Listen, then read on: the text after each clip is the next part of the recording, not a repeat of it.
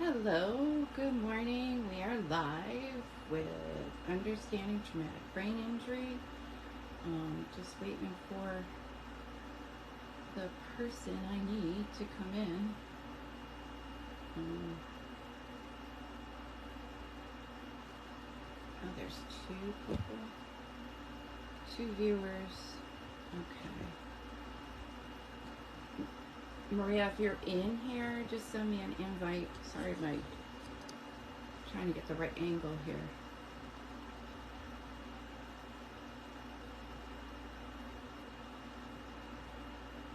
Okay, it's not showing me anybody. Oh, there you are. I can add you.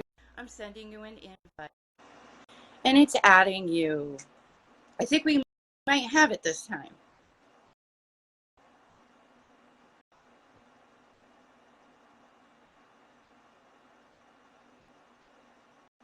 Crossing my fingers.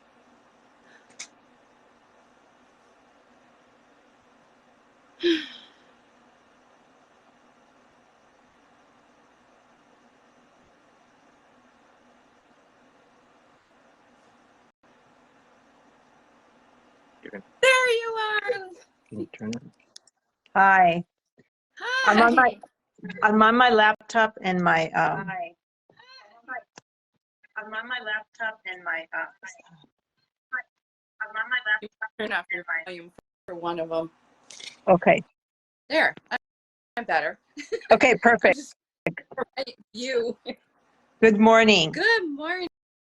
Welcome to Understanding Traumatic Brain Injury, TBI. We did it. Yay. Yay. We made a connection.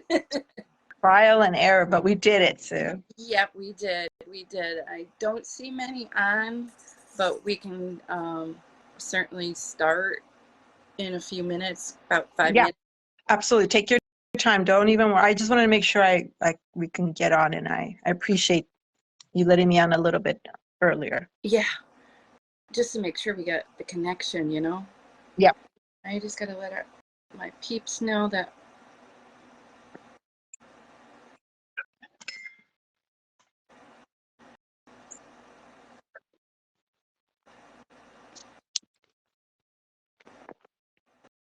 Can you help me?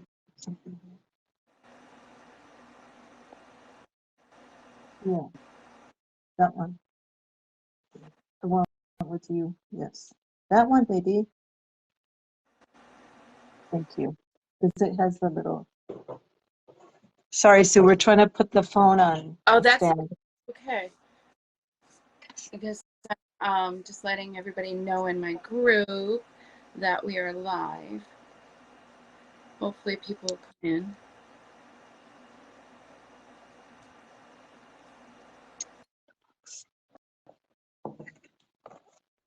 Oh, there is somebody here. Hello, hello, hello, whoever that is. It's I can see the name. It's Lisa. Welcome, welcome.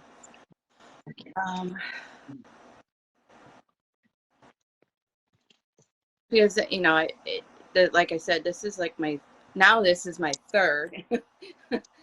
So I'm trying to get more people to come live, ask questions, or have somebody like you come in and, you know, tell us what you do,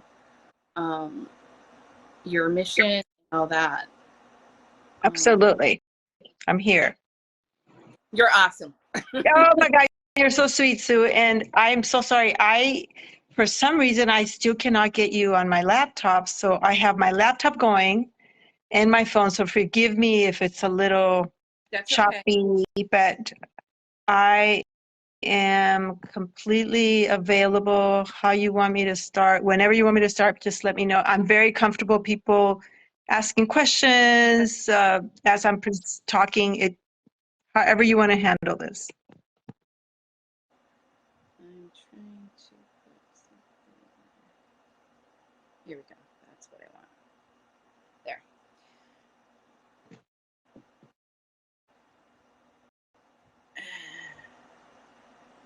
Oh, I put it in the wrong one. That's all right.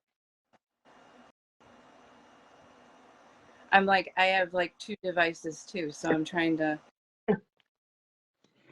too many things at once trying to get people to come in.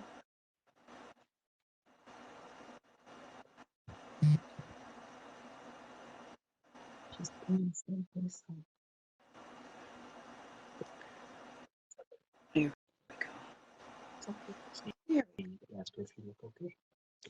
go.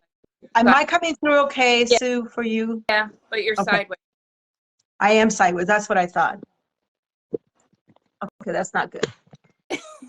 All right. That's good. You're perfect. Okay. I feel like my camera's way too close to me. There we go.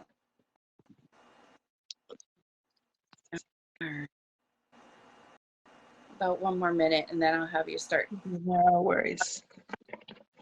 It gives me time to play around with it. We're trying to make the camera stand somehow to give me free hands, but we can't figure it out.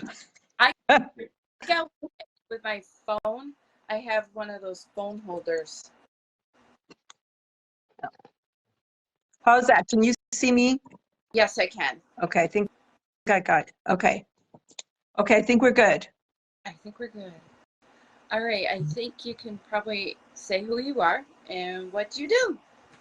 All right. Well, first of all, good morning to everybody, and it's such a pleasure to be part of this discussion today. It's such an important issue for me. I appreciate Sue inviting me to be part of the group. And just a little bit about myself.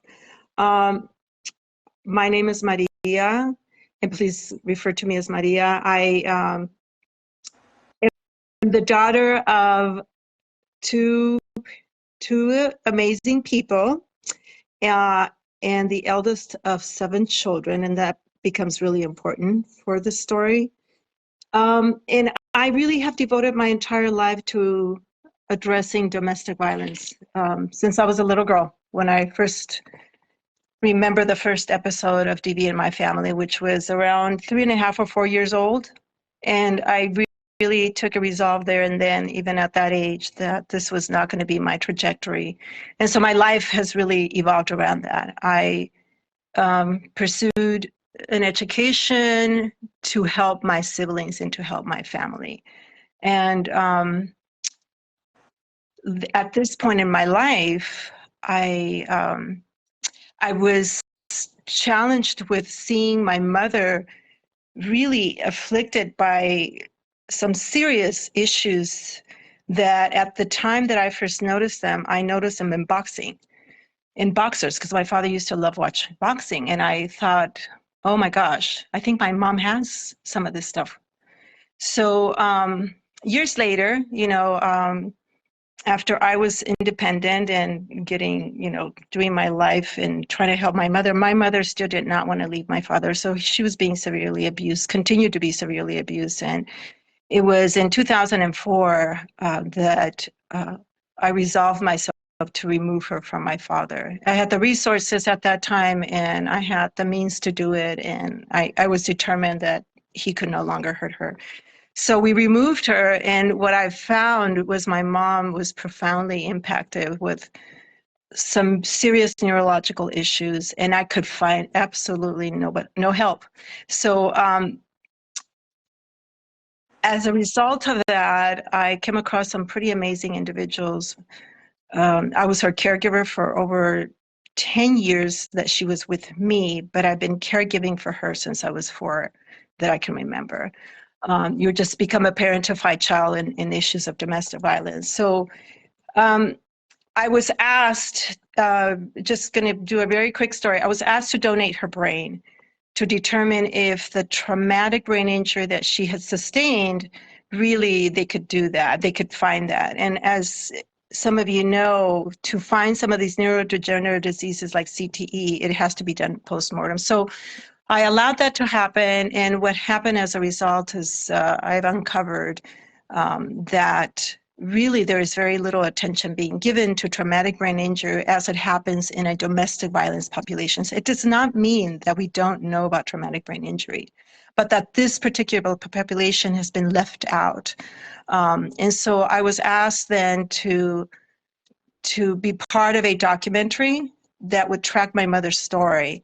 And so this His Home was just released in May of this year. And what we did in conjunction is we felt that people would want to be involved somehow. And there's really not a place in the world where we could say this organization is exclusively devoted to domestic violence and traumatic brain injury. So we also launched what we call Pánfila, which is my mother's name in honor of her brain. And so that organization is really set up to give a place to individuals who want to get involved at whatever level to begin to create awareness, scientific interest, and other types of services that if you want, you can go on there. It's pamphila.org. And this hits home. You could Google it at right now, and I know Sue allowed me to post about it. You can just watch it at your discretion. Please be aware that it's a very tough watch, but it's a very important discussion to have. So anyways, that is my story. Sue, very succinct, and feel free to ask any questions you have. Now, I'm not sure where you're from, but in your area, do you feel that there is less services for somebody with TBI?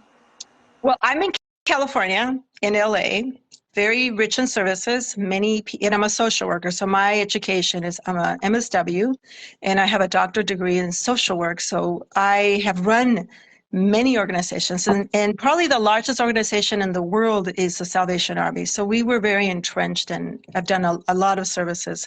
I have yet to find a service provider here that I can call up and say, this woman or this child or man, because men get abused as well, has a traumatic brain injury and it's as a result of domestic violence, and can we help them? I cannot find that. The domestic violence shelters in this country are not routinely doing intakes on this for a lot of reasons. First of all, they don't have the staff to do it. And then they have restrictions on funding. So I do not believe it's because they don't want to, is that they have a lot of restrictions on that. And then if you go to your doctor for your welfare check, you are asked if you feel safe at home, but you are not asked questions that could inform the health provider that this person may have a traumatic brain injury due to domestic violence. So no, I have, not for domestic violence victims. I know USC has a huge traumatic brain injury center that I want to get connected to, but not for domestic violence victims. Yeah. Okay. Yeah. I'm from Massachusetts. I'm from Western Mass, and there's Eastern Mass, and a lot of people in Western Mass are pretty sometimes forgotten about, or there's not enough services around. I found that out with my husband's traumatic brain injury. We had to always go to Boston. Oh. And all the doctors are there, but there's not enough neurologists here to deal with traumatic brain injury in Western Mass. I guess it depends on where you're located on getting services. I don't know if you've felt this, but when my husband was diagnosed with a moderate traumatic brain injury, I would tell him he has a moderate TBI, and they look at me like I have four heads because they never heard the terminology. That's the other thing. Nobody knows what a TBI is. It's a new terminology if that's put out. You need to educate people what a traumatic brain injury is. And it's so diverse in the injury.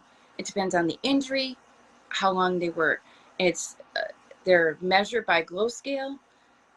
There's all this terminology. I have if you hear my dog in the background, I'm sorry. He's outside. He likes to voice his opinion too. He's agreeing with you. Yeah. I did a lot of videos of information when I was researching myself, because I didn't know what a TBI is. Development of the disability technology. Okay. And the field of human services. Right now, I went from working in a public school as a SPED paraprofessional in an ABA program for 6 years, but I've been in the school sector for like not a couple of years, about 10 plus years. And that's another story. With me, there's a story within a story. Yeah. I can't help it. It's my life. It's just, Yeah. Yep. But back to explaining to people what a TBI is. It's like they don't. There's no information. So I researched it, and as I researched it, I said, well, you know what? There's probably other people like me that don't understand, know what it is. So that's when I did. These are actually slideshows of information about what a TBI is, the effects of it. There's about 5 or 6 I did. One of them is a poem that I wrote. Oh, wow. About my husband when he came home and what he was dealing with. And it started out with the title was my Silent Rage is the title. And that was swimming in my head at 2 a.m. I'm like, oh, come on, stop. Yeah. So I had to get up with it, and I wrote it, and then I decided to do a video. And a lot of people have commented, that's me. And there was one person that joined the group years ago in the beginning. I think I started this group in 2000. This actually happened in 2014. I want to say 2016, 17, I started it. She watched the video, and her family didn't understand her. And that's the other thing. Families need to be educated. And especially with domestic violence is one of the top things at TBI. They get unnoticed, undiagnosed. Yeah. So I think, I think for me, first of all, I have this life, and I don't believe anybody asks for domestic violence. You don't marry because you want your loved one to beat you, and you certainly, as a child, don't ask for any of it, right? So I thought when I had my mother with me and I was finally able to take her to get health care, that the doctors would listen to me. At that time, I had my doctorate degree. So, I thought, okay, well, maybe they'll listen to me. But I think this is really important because there's a lot of misinformation out there. And I believe what you're saying, Sue, is that information is power. So what happened with my mother is that I did have access to a lot of top neurologists because we have a lot of really good hospitals here. I mean, I was taking her to UCLA and Huntington, and they all just said she had moderate to severe Alzheimer's at the point that I got her. And I kept telling them, she's got something else going on because the symptoms do not match. And I was very well versed on Alzheimer's. I did my doctorate dissertation on it. And the whole 10 years, it was like, nope, she's got Alzheimer's. I'm like, no, she has something else. She's got something else. And the reason why it was so important for me to get her accurately diagnosed, it's because I wanted to make sure that whatever I was doing for her care plan, that I was not exacerbating her issues. And that was the reason. So my mother then passed away. And by that time, I was really into concussions and TBI for a lot of reasons professionally.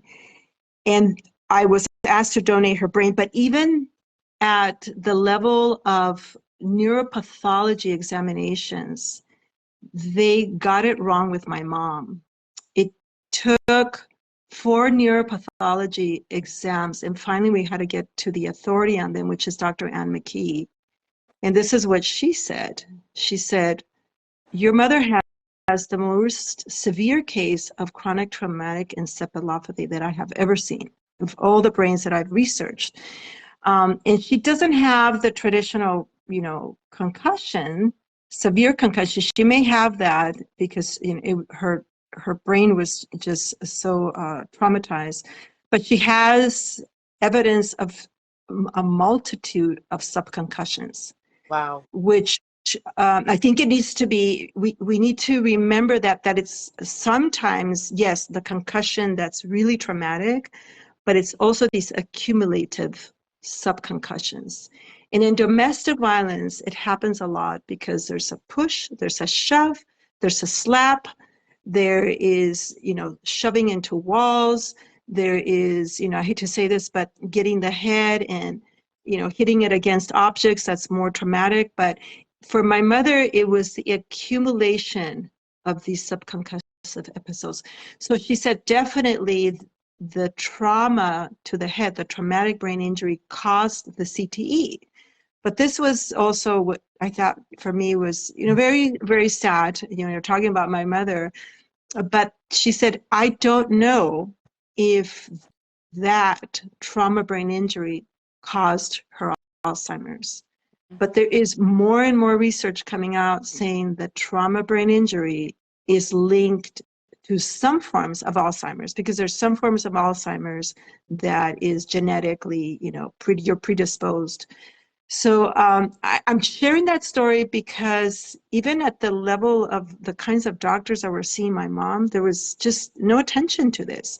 I had to educate a premier brain scientist on the fact that victims of domestic violence sustain a lot of trauma during episodes of DV. My mother, just to give context, my mother went through 40 years of traumatic brain injury during domestic violence episodes.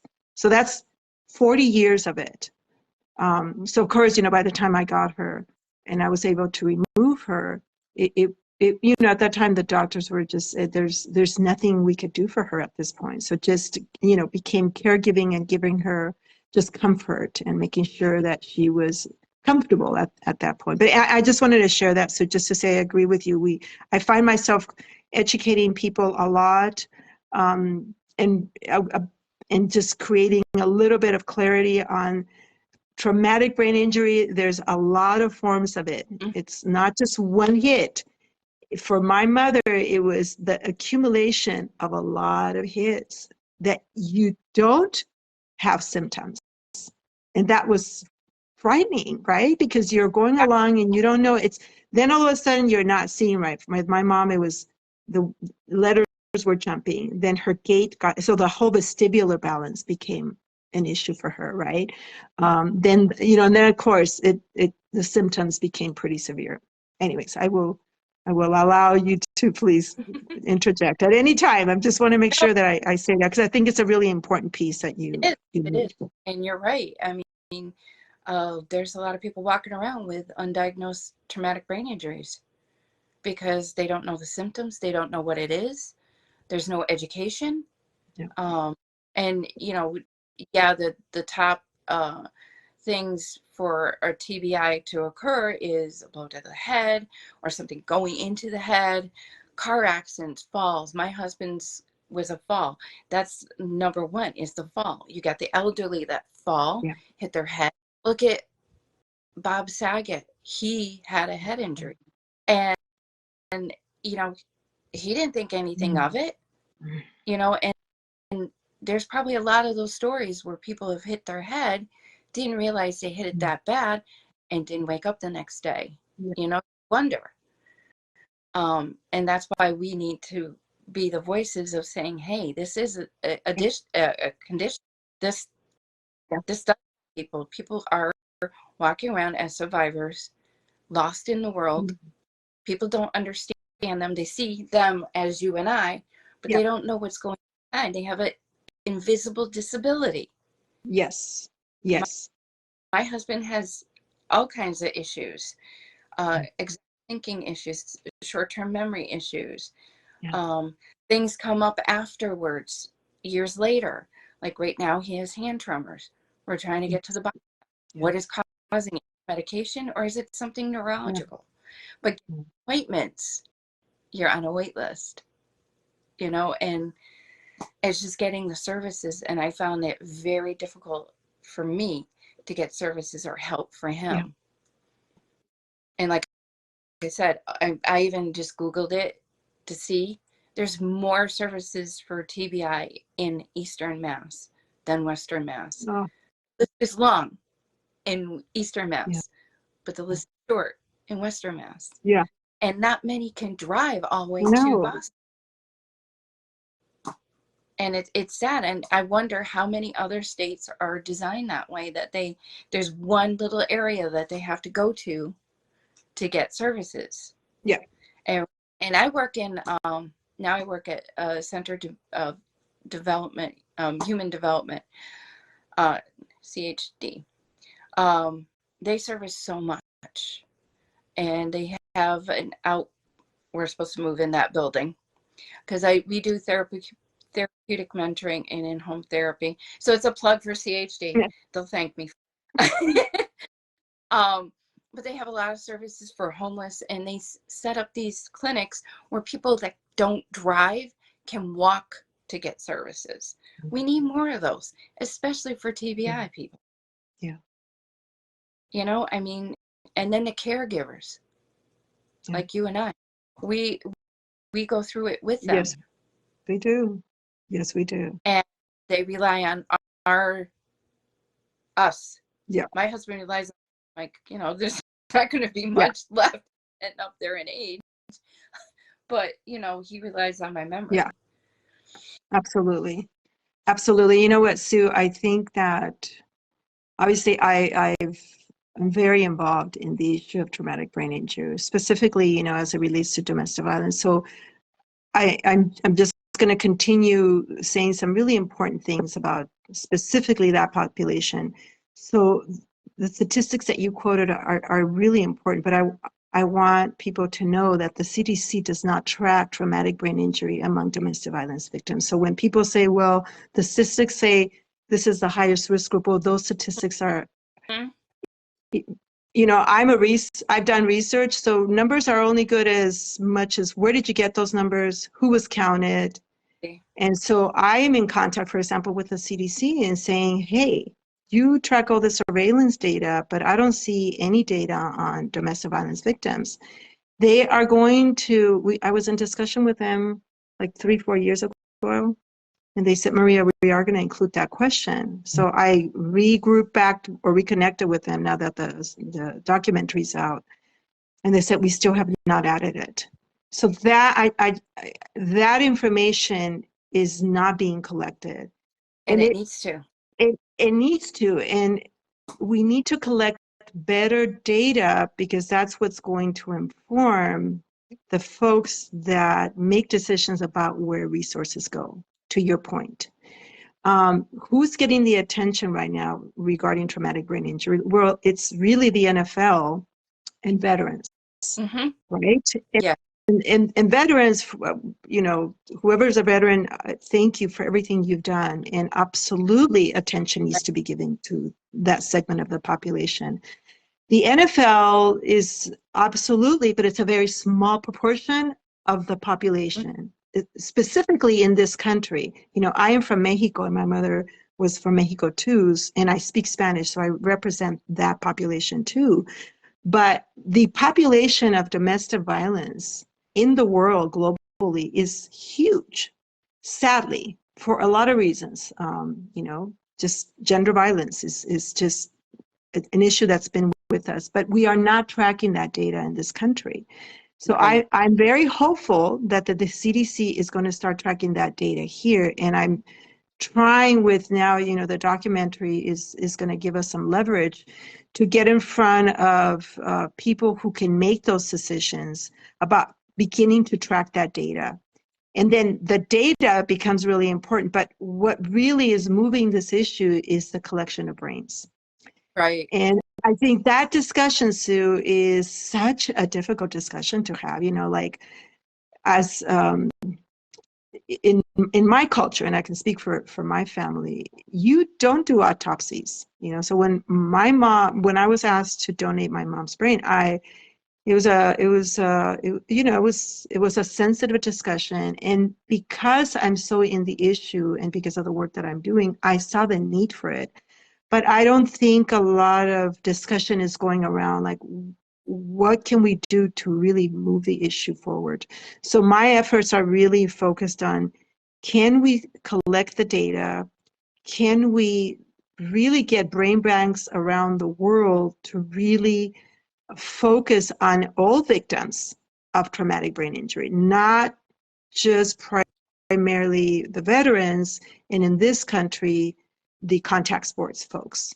You're saying, people who fall and accident victims, how can we have a call to action that we need to look at the brains of all of them? Because traumatic brain injury looks very different in a victim that had probably just one trauma to the head. Definitely. The NFL's brain looks very different. I mean, I can tell you, when Ann McKee looked at my mom's brain, says, I've never seen this. I have looked at veterans' brains, and I've looked at contacts NFL brains. Like she saw, Erin Hernandez. If you Google her, she's, a renowned brain neuroscientist. So what it said to me and what she said, we have to look at this population because it's very different than an NFL brain and a brain of a veteran. Mm-hmm. And so I'm wondering, how does the brain of somebody who has had one trauma, how does that look?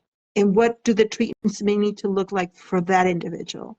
Right. So, I'm focused on those efforts, as well as wanting to be very much available to the person like me and you. Mm-hmm. How do we relate to each other? Because I could tell you, and it sounds a little bit, for me, it was very lonely. And I felt that I could not deal with my emotions because my primary focus was my mother. I was like, I'm sorry, I'm not going to teach you, Mr. Doctor, about DV because I have to focus on my mother. And I have to focus on my siblings and my family. I have to be whole to be able to move this journey with my mom that I would never expected to have had at that stage of my life. I thought that once I had her with me, that we were going to able to get her some services, like you're saying, that I was going to be able to just walk in and say, okay, this is how we make her whole. And I was given not just, no, we can't make her whole, but we don't even know what's going on with your mom. I mean, honestly. Right. Yeah, I felt alone because I didn't know what to do. Yeah. I mean, I trickle back into another story of my life. When I was 2, there was a horrific accident that involved 11 children walking home from school, and a woman had a medical emergency behind the wheel of the car, and she ended up passing away, but instead of hitting the brake, she hit the gas and hit all 11 children. 3 died that day. 1 died a few days later, and there was one severe child that was in a coma for 10 days, was paralyzed on the left side temporarily, had to learn everything all over, and she was 7. That was my sister. She is the reason why I went into the field of human services and working with special needs, mainly because of a special ed teacher, Ann Battersby. I'm calling you out, up in heaven. She is, God bless her and bless her soul. She used to come in and tutor my sister. I ended up years later doing a project with her while I was in college. Yeah. But I saw the work that she did, and that's early intervention. It's so important. Granted, it's with different disabilities, but my number one thing was like just working with the population. Yeah. And because of that, education and my experience helped me with my husband. So I'm able to understand when he has agitation issues. I'm blessed that he's not a violent. Some of them can get aggressive. Yes. And I knew from the get-go he was not going to be that way because I worked in behavioral, and because of his basic nature is part of long-term memory. So that part of him was still intact. Yeah. So I knew he wouldn't be aggressive. Yeah. The only thing is he gets verbally and he can't stop it. Yeah. So he's learned to walk away more than being there. Yeah. And I have my daughter and my son were 10 and 12 when this accident happened. So they grew up with it, but they're not going to realize what they're dealing with is going to help them in the future, because things happen for a reason. I'm a firm believer of that. Yeah. My son knows how to handle my husband very well. So it's a learning curve. And like you said, there's not enough information for domestic violence. Yep. And I think because a lot of people are afraid to come forward because they're they don't want to talk about it. It's, you know what? I'm sorry, Sue. I agree with you. I saw a question in chat. Oh, okay. From Lisa. I really want to answer that question. Go ahead. And I would love to also talk about why victims of domestic violence stay quiet, you know. So Lisa, I saw your question. Why doesn't the CT tell them that? What is the benefit of the pathology looking at it? So my mom had several CT scans, but that is very limited. They cannot capture what is going on in the brain. And for Alzheimer's, there are some tests right now that could tell you if you have it, but not conclusively. For CTE, which is chronic traumatic encephalopathy, it is the only progressive neurodegenerative disease that has been directly linked to head trauma. That's the only way you can get that one. The science is there. More and more science is coming out that you can get other forms of dementia, specifically Alzheimer's and Parkinson's and other ones. But CTE, chronic traumatic encephalopathy, you cannot know if you have it while you're alive. The only way that you can know that you have it is post-mortem. And so that's why you have brain banks. Like if you look up Boston University, the CTE Center, she is the director, and she's got an amazing team. She has looked at all the really VIP brains that I call, kind of like Aaron Hernandez. And I am not an NFL player, so forgive me, but there's lots of, when you see the media blitz about CTE found in another, retired, deceased NFL player, it's usually she's the one that's looked at it. And the reason why pathologists need to look at brains is because they need to see how it really evolves. That's one way. And they're trying to look for what do we do? How do we intercept? What do we do for people who are living? The other kind of research that's going on, and with her team, Dr. Ann McGee, they are also very involved in doing research with people who are living to see if they can find biomarkers of people that are living with CTE but don't know it. So brain donation is super important for us all over the world who have suffered any type of head trauma. But I think most people don't realize that that's the only way we're going to advance the science right now. And the services will not be developed if the science doesn't indicate this is an issue. And by the way, the science and the research is showing that if we do this, this is going to happen. The person's going to get better. So that's why you don't see many services, because the science is not caught up. Mm-hmm. So I'm a big advocate. I mean, one of the biggest things we want to do with the foundation, and we have an affiliation with Dr. Ann McKee at Boston University, is to collect brains of domestic violence victims. I'm in discussions with UCLA, their neuropathology head, Dr. Foster, and I forgot his last name at the moment. I want to find brain banks that say we want to collect brains of domestic violence victims. And again, it's because I think we are so involved in our daily care, which we need to, that we don't have time to think about the bigger issue. How do we really address this? So that's why it becomes really important for the pathologist to look at the brain. But that becomes a discussion afterwards, and if the loved one said, no, I don't want my brain to go anywhere, then that's where the discussion ends. My mom, I was in because of the work that I do, I was doing presentations about this issue in front of concussion experts all over the world. And right after I did my presentation, I was asked to donate my mom's brain because she was in hospice at that point. So it was like a whole 2 years of preparing how we were going to do that and how we were going to handle it with my mom. So it was a very sensitive discussion, and it was a very sensitive procedure.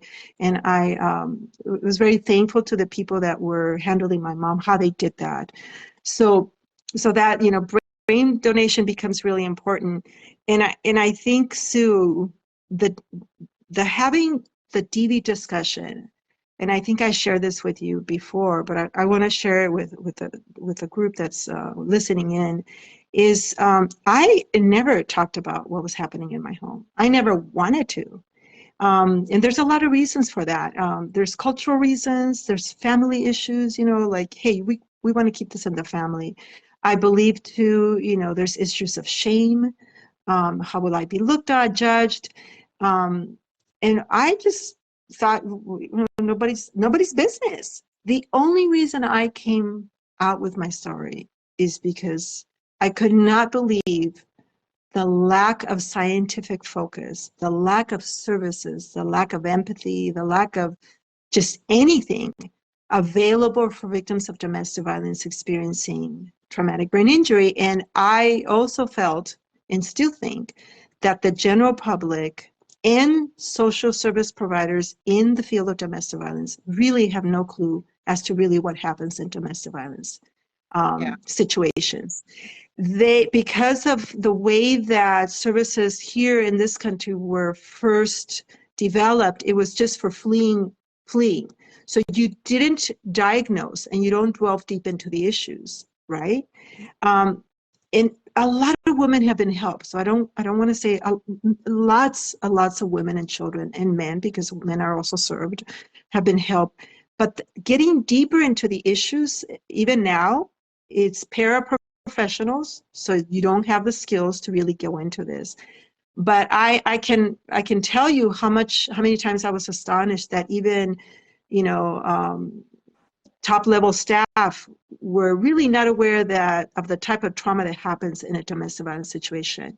So I was, you know, overseeing these services with this very private story that I know what happens because I was the eldest. I know how many times I had to interfere so my mom or my sibling or I wouldn't be killed. I know where the trauma happened. I was very involved in trying to protect my family. So I think there's like this level of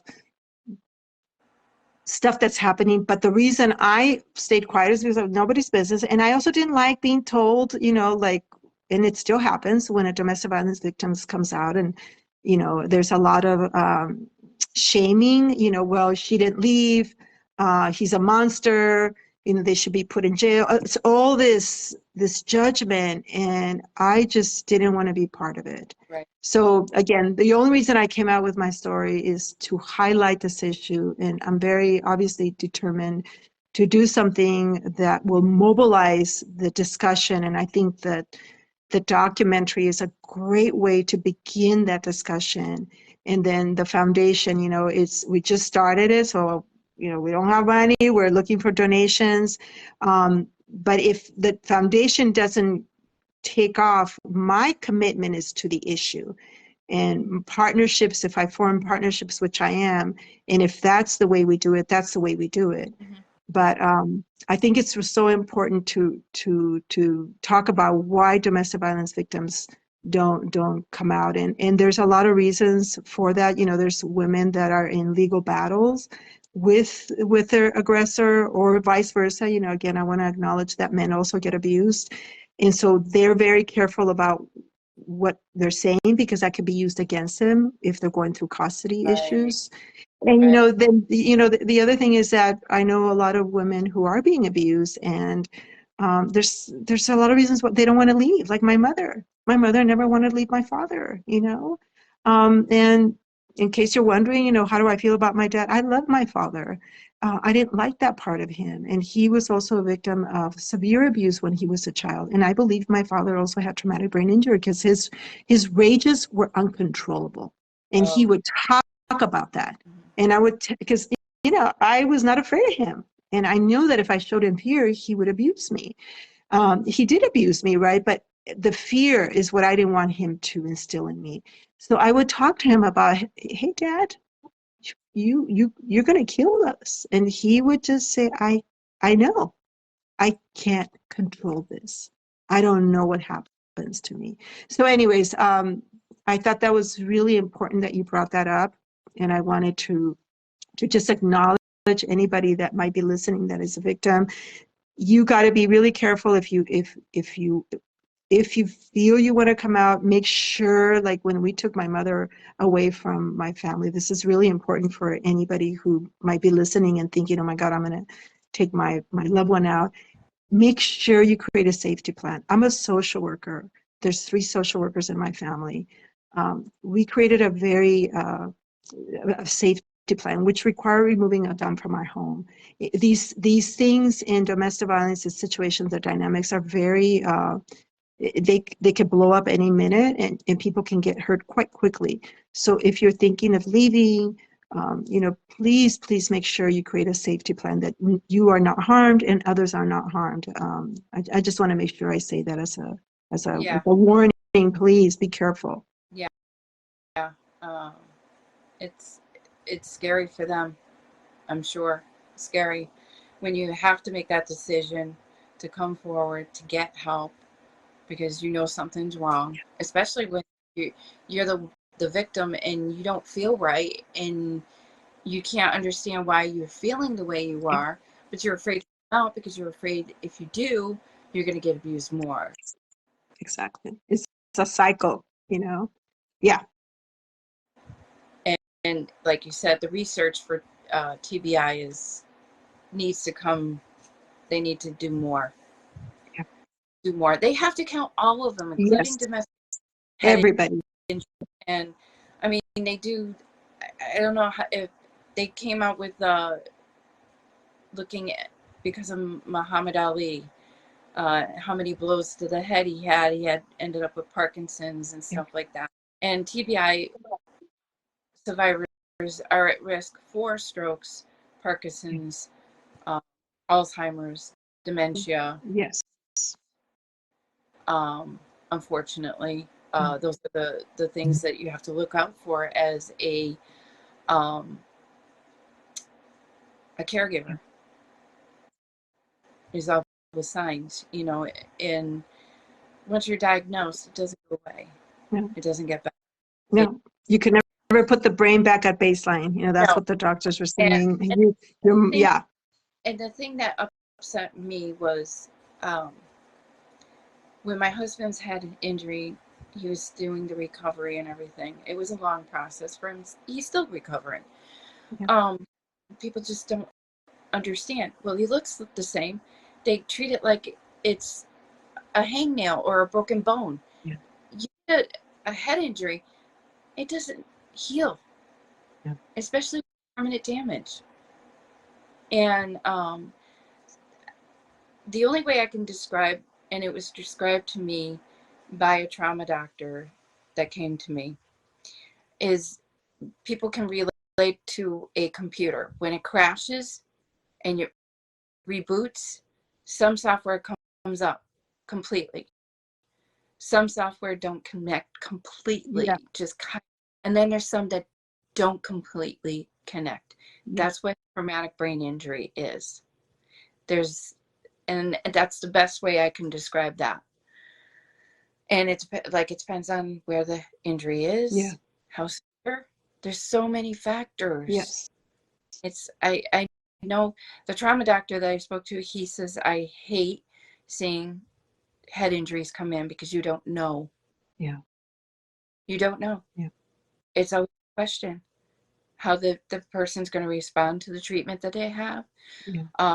They had one of the best trauma area my husband went to was Bay State Medical. Mm-hmm. They had an awesome trauma unit that dealt with head injuries, obviously because he's still here. The amount of damage that was done to my husband's brain, when you have 6 or 7 neurologists, and it's only because it was a workman's comp situation that he got treated because of the comp situation.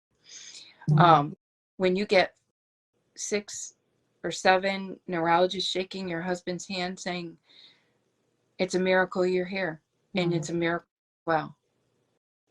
Because there was one neurologist was looking at his MRI and kept zooming in different areas and looking at him, almost like in shock that he was sitting there.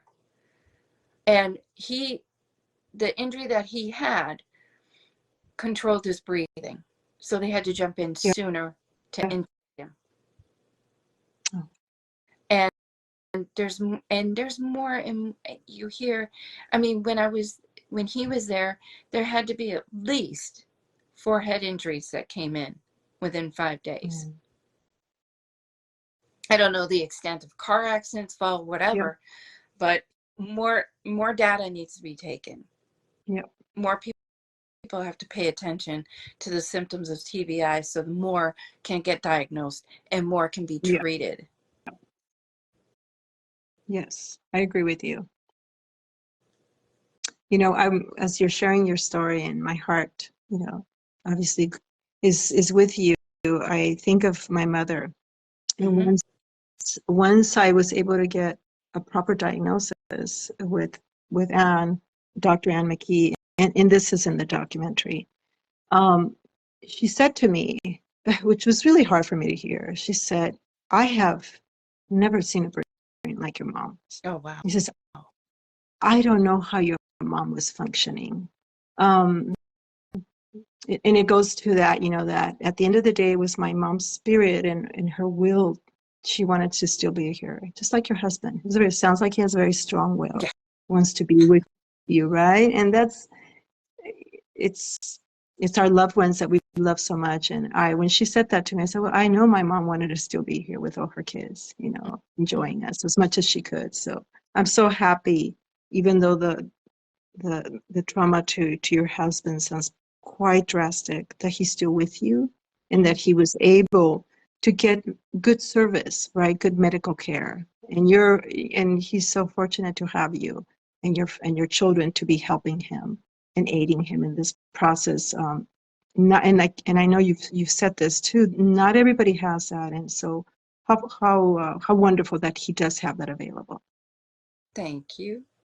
My heart goes out to you for your story of your mom. Thank you. I know it was very difficult for your whole family to go through that, and you know, you're still carrying it with you.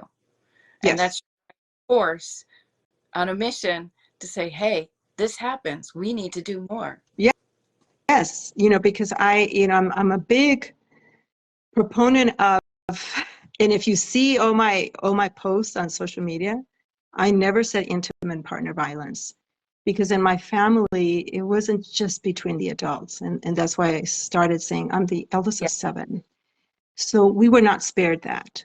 And you know, as I was obviously looking at all this, and I'm thinking, oh my gosh, are some of the symptoms that I'm experiencing associated with the trauma that I experienced in my siblings? So I am not removed from this issue, you know. No, it affects. And yet and children are never really recognized in issues of domestic violence, because we tend to have the discussion, and for a lot of reasons, we have discussions about child abuse, and then our heads go to child abuse, but most of those cases are because of domestic violence, and the violence that those children went through is here.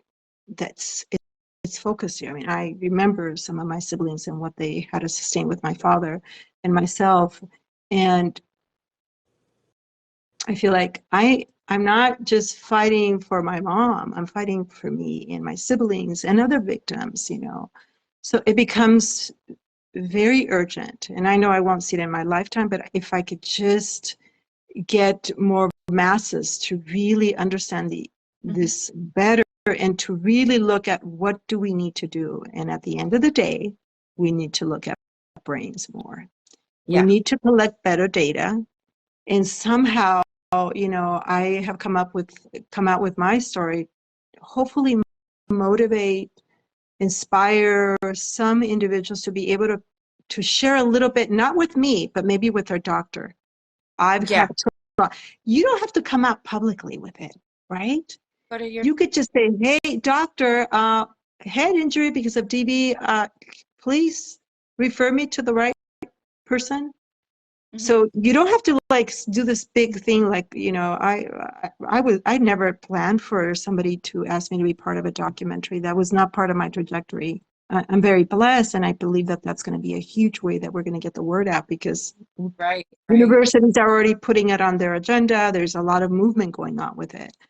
But we could do small things, just the way we're looking at it now. Okay, now after I care for my loved one, and if I still want to do something, what is the primary thing that I could do?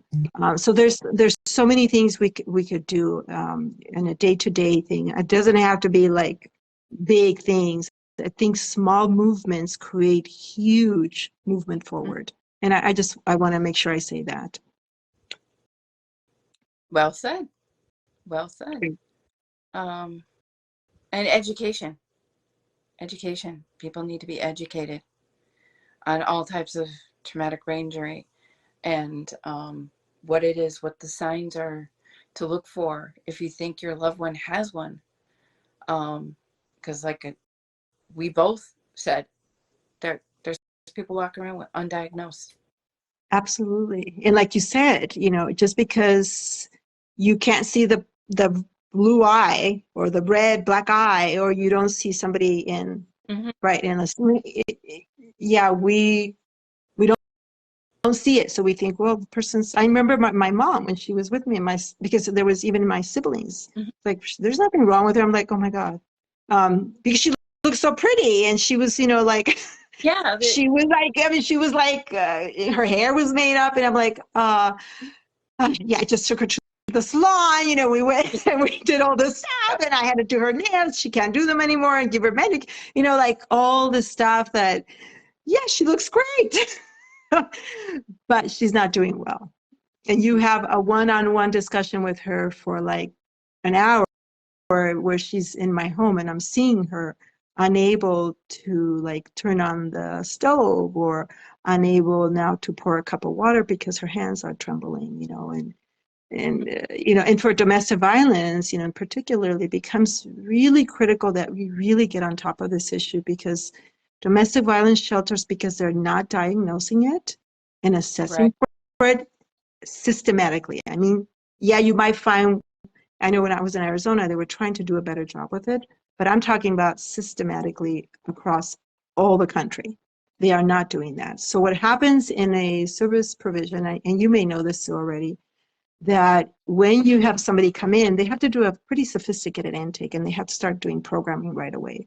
Well, if you've experienced a TBI, you can't read clearly. Lights are horrible for you. This big group. The migraine headaches, I mean, that, you know, the symptoms that happen, the migraine headaches, you are in like, you know, just kind of wanting to rest your brain. You want no noise, because all of that exasperates. If you've ever been to a shelter, that's what it is. You got to do the intake right away. If you have kids, you got to like take them hustle. I mean, you got to start programming. There's lots of people, you're sharing rooms. And so what happens to domestic violence victims in shelters is that they are labeled as resistant, and they're exited to another shelter. What happens then is the same thing, the cycle.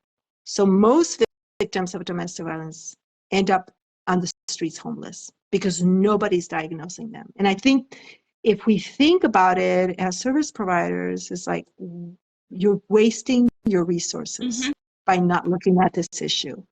And I know, you know, I'm a taxpayer. I want my resources to be used well. So the implications are pretty significant when we're not diagnosing accurately.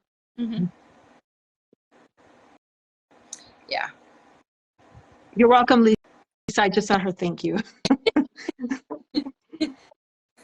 Yeah, we have like a couple more minutes before we need to wrap up. So is there anything else you want to add before we wrap it up? You know, I just want to say thank you, first of all, for allowing me to be part of your group, and thank you for inviting me to speak about such an important issue.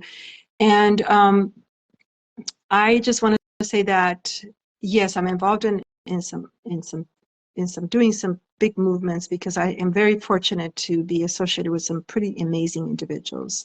But at the end of the day, what motivated me to do this is because it was a very lonely journey. And it's been a very lonely journey for me as a child. And I speak with my heart. I want to avoid any other victim, whether you're a child, whether you're a woman or a man. And believe it or not, I was also involved in doing PETs and traumatic brain injury in my work. I'm very sensitive to pet parents and pets and the trauma they go through. It's a very lonely journey, and I hope that as you're walking through it and you're getting information, that you don't lose your hope. And wherever you are spiritually, that you find the strength to move forward on your journey, and that there are people that can relate to your story. You don't have to come out public with it. I'm not proposing that. But please know that there are individuals that could understand some of it and can help you move along with it. To me, that was the worst part of it, that it's been such a lonely journey as a child that experienced such horrific domestic violence, and then finding it even more lonely as I was trying to get services for my mom. So I think having groups like this is so important, because it gives you that human connection. And at the end of the day, that's what fuels my soul. That I look at Sue and I look at you and I think, oh my God, somebody cares. And that means the world to me. Yeah. And I just thank you, and thank you, Lisa, for your wonderful questions. That's where the movement starts.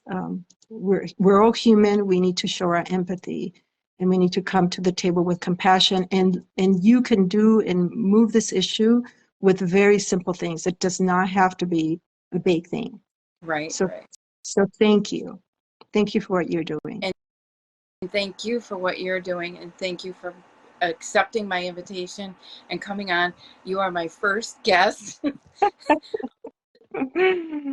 Thank you. It's not my comfort being in front of a camera, but for the members of 1,500 plus that have joined the group, I want to thank the members too for joining the group and sharing their stories. There's 3 chat rooms. Feel free on the comment, Maria, information that you want to. This video will have a comment section at the bottom, so you can put any information you want to give out if you want. Okay. I will also comment on my YouTube channel, where you can find my information there. It's already pinned on my announcements, but I will also do the link of all my YouTube videos for people for information. Thank you again. Thank you, Lisa. Thank you for all those that joined us live. And thank you for all that are going to view this. Hopefully it's informational for you. And if there's any other experts that would like to do a live and talk about what they do, you're welcome to contact me and be part of this. This is my mission, to get the word out of TBI, what causes it, and what we can do to make it better for people. Did I say that right? Thank you. You did great. You did great. Out to you. Thank you. You're welcome. Bless you. Thank you so much. Bless you. Have a great day, everyone. Thank you for joining us. We're off. Have a good day. Bye.